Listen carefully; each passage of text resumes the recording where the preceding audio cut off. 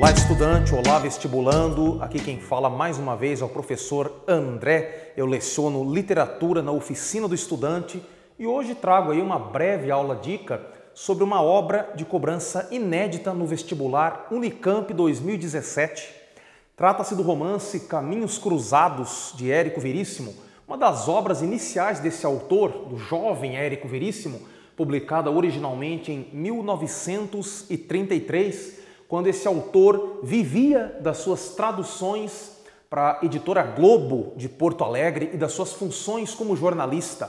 E por que será que eu abro essa aula tratando aí dos assuntos profissionais do autor, mesmo sendo aí um autor que narra em terceira pessoa e que, portanto, se põe fora da narrativa?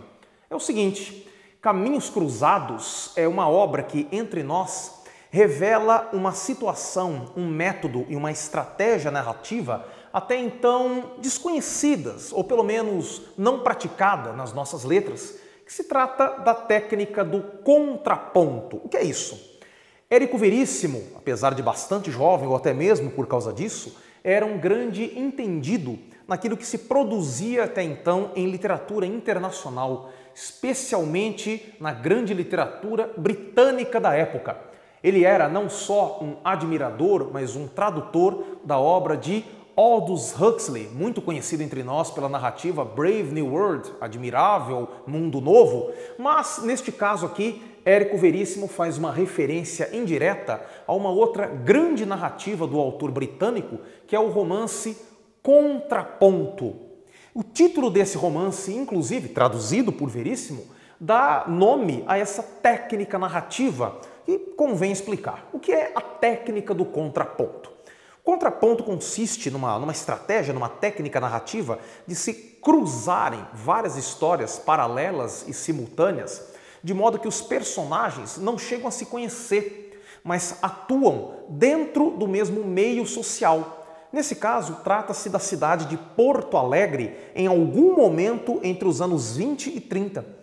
O que se pega nessa narrativa é mais ou menos uma semana da vida de personagens que pertencem aos mais variados grupos sociais.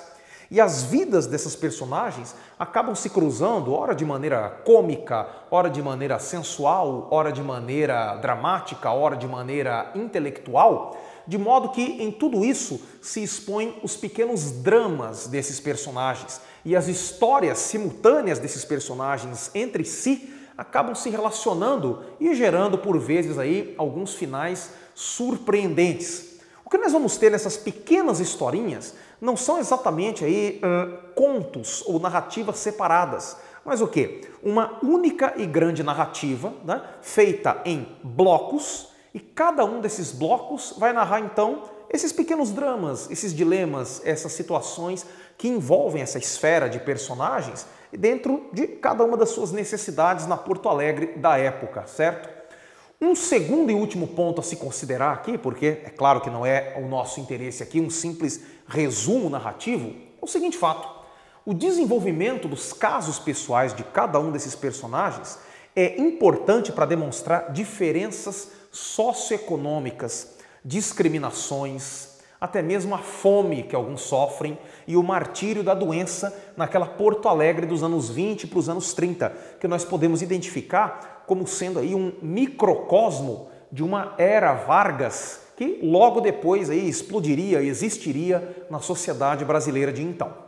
Muito bem, então chamando a atenção para esse ponto mais importante do contraponto, mais importante até do que a própria narrativa em si, tá? Eu termino essa minha dica de hoje te convidando à leitura desse livro que tem uma linguagem bastante popular, bastante suave, até mesmo coloquial em certos pontos, dado que se trata de um representante da narrativa brasileira da década de 30, o nosso segundo momento modernista. Veja, é claro que nós não temos aqui ainda o Érico Veríssimo histórico da trilogia O Tempo e o Vento, nem o Érico Veríssimo que vai tocar indiretamente em questões políticas, como na obra Incidente em Antares, que é uma de suas obras finais aí de carreira.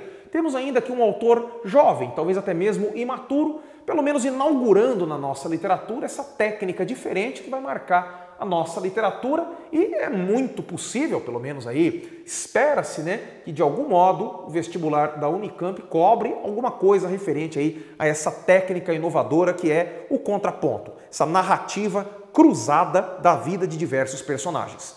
Encerro a minha dica de hoje por aqui, grande abraço e não se esqueça, se inscreva no nosso canal, estamos esperando você.